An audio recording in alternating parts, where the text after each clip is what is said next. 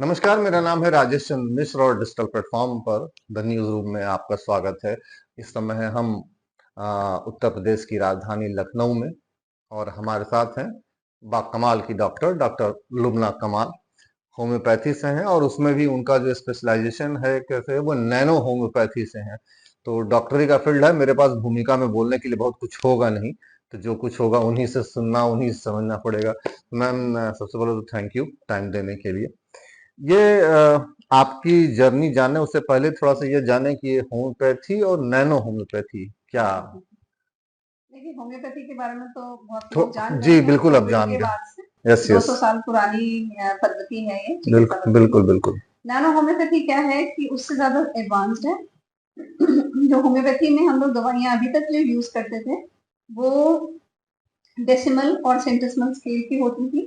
तो decimal scale में 1:10 का रेशियो होता है दवाई का और व्हीकल का, और जो सेंटेसिमल स्केल होता है उसमें 1:100 का होता है।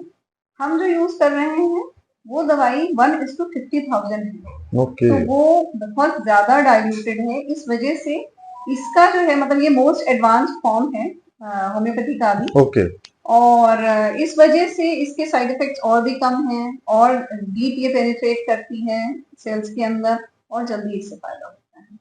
तो आप जो नैनो होम्योपैथी से ट्रीटमेंट करती हैं तो ये क्या मतलब कुछ एक अलग विधा ही है पूरी, पहली बात, और दूसरा ये कि आपका कुछ स्पेशलाइजेशन भी है। हाँ जी।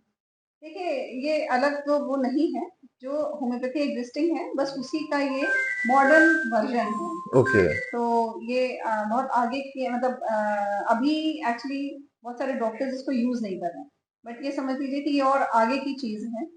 तो धीरे धीरे करके बहुत पॉपुलर हो रहा है।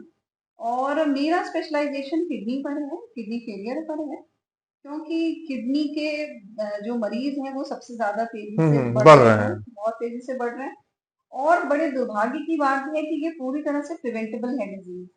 मान लीजिए कि किसी को हो भी जाए तो अगर वो कुछ चीजों का परहेज कर ले, डॉक्टर की सलाह मान ले, कुछ दवाइयां होती हैं एसेंशियल उनको ले ले, तो जीवन जो है वो बिना डायलिसिस के बिना ट्रांसप्लांट के चल सकता है। बट क्या होता है कि एक तो पेशेंट को देर में पता चलता है। सबसे बड़ी इसमें विडंबना जो है वो ये है कि जैसे अभी आप बिलीरुबिन की कुछ बात कर जी रहे जी थे, बिल्कुल। तो क्या होता है कि क्रिएटिनिन जब 1.5 मान लीजिए कि उसका नॉर्मल है, तो अगर वो 1.5 से थोड़ी सी भी ज्यादा है 3 महीने तक, अगर 3 महीना लगातार 1.5 से ज्यादा है क्रिएटिनिन, तो इसका मतलब 60 to 70% किडनी पूरी तरह से डैमेज हो चुकी है, जो कि रिकवर नहीं हो सकती है। तो ये चीज जो है वो लोगों को पता ही नहीं चलता। अब अगर किसी ने अपना एनुअल चेकअप कराया, उसमें निकला भी, तो लोग सोचते हैं कि 0.1 ही तो बढ़ा हुआ है या 0.2 ही तो बढ़ा हुआ है या 2 ही तो हुआ है, 1.5 अगर नॉर्मल रेंज है, 2 ही हुआ है तो उसमें क्या हो जाएगा, कौन बहुत बड़ी बात हो जाएगी। बट उनको ये नहीं मालूम कि 60 to 70% किडनी जा चुकी है।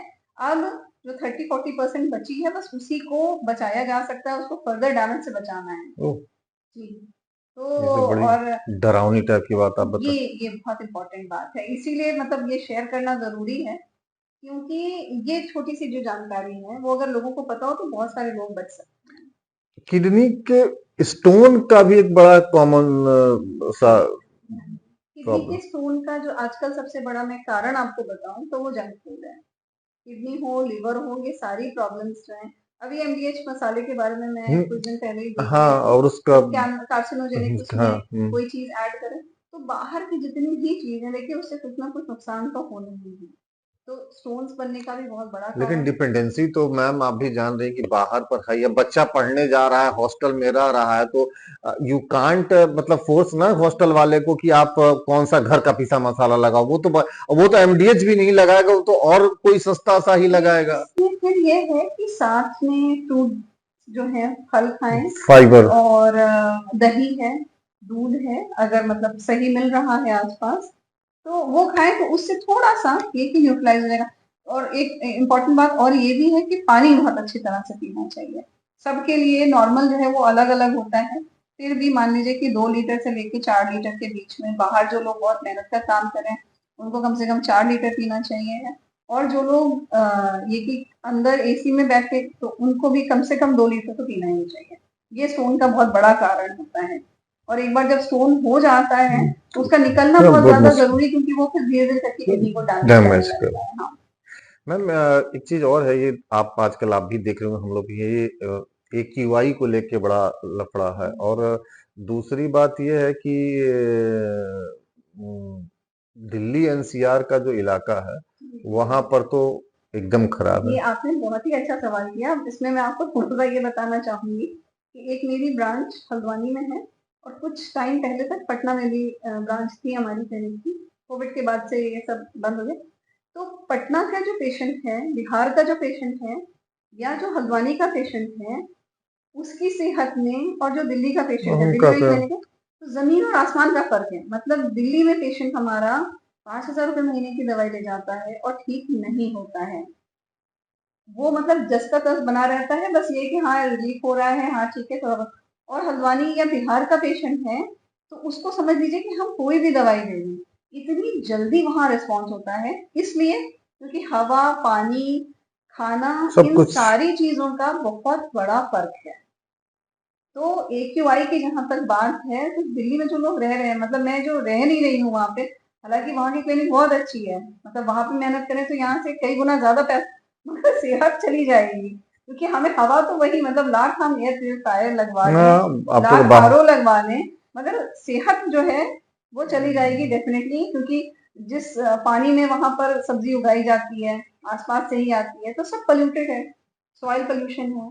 इसका कोई प्रिकॉशनरी कोई चीज है कि कुछ कर सकता है आदमी? देखिए मैं दवा, अगर आप पता नहीं आप बताना चाहें आपका प्रोटोकॉल कितना वो करता है, मतलब मैं तो पूछ रहा था कि जैसे होम्योपैथी में तमाम ऐसी चीजें हैं कि आदमी प्रिकॉशनरी लेता है उसके लिए, तो क्या कुछ आप बता सकती हैं जनहित में? असल में होम्योपैथी में क्या है, सबसे बड़ी बात जो है वो ये है कि दवाई जो है वो किसी भी बीमारी की, किसी की उसकी भी नहीं होती है, पेशेंट की होती है।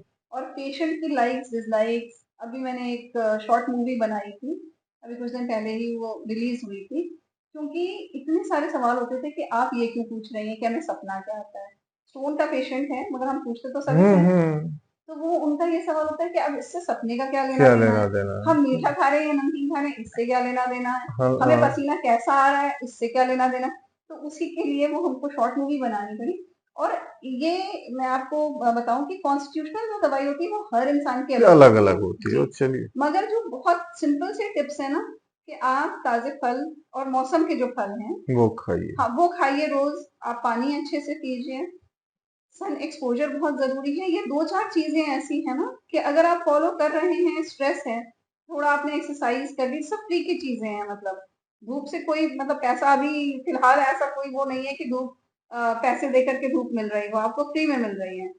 तो वो सबसे बड़ा एंटी डिप्रेसेंट है। आप अगर धूप में बैठ रहे तो आपको स्ट्रेस नहीं होगा, स्ट्रेस कम होगा, डिप्रेशन कम होगा। आप अगर पानी सही से पी रहे हैं तो पेट से जो भी संबंधित प्रॉब्लम्स हैं वो कम हो जाएंगी।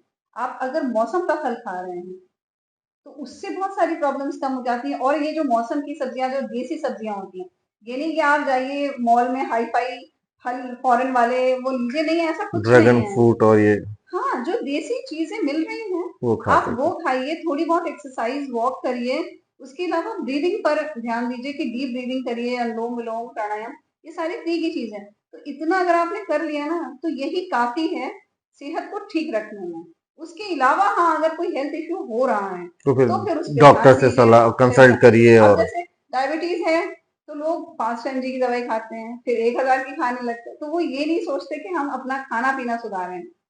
जबकि आलू, चावल, चीनी और गेहूं, ये चार चीजें बंद कर दीजिए तो डायबिटीज अपने आप से कम होने लगता है, शुगर की प्रॉब्लम अपने आप से ही बिल्कुल कम होने सर। लगता लास्ट बट नॉट लिस्ट, आपकी जो होम्योपैथी यात्रा है कहाँ से शुरू हुई और यहाँ तक एक नटसेल में क्या बताना? मैं एक्चुअली जब छोटी थी, बचपन में, बहुत पहले की बात है, तो मुझे एक बार फूड पॉइजनिंग हो गई और लखनऊ और इलाहाबाद के सारे पीडियाट्रिशियंस फेल हो गए थे और सबने हाथ खड़े कर दिए थे कि भैया ये बचने वाले नहीं है।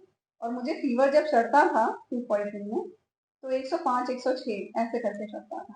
बाप रे। तो मेरे फादर के साथ, मेरे फादर इंजीनियर थे, उनके सीनियर थे विजय कुमार जी, वो उनके सीनियर इंजीनियर थे। तो वो हॉबी प्रैक्टिशनर थे। उन्होंने जो है वो सोना हाल वाल तो उन्होंने दिया, दवाई दी, और उनकी दवाई से, होम्योपैथिक उनकी दवाई से मैं ठीक ठीक हो हुई। गई। तो हमारी पूरी फैमिली में तब से होम्योपैथी का ही वो था कि सब होम्योपैथिक दवाई ही खाते थे।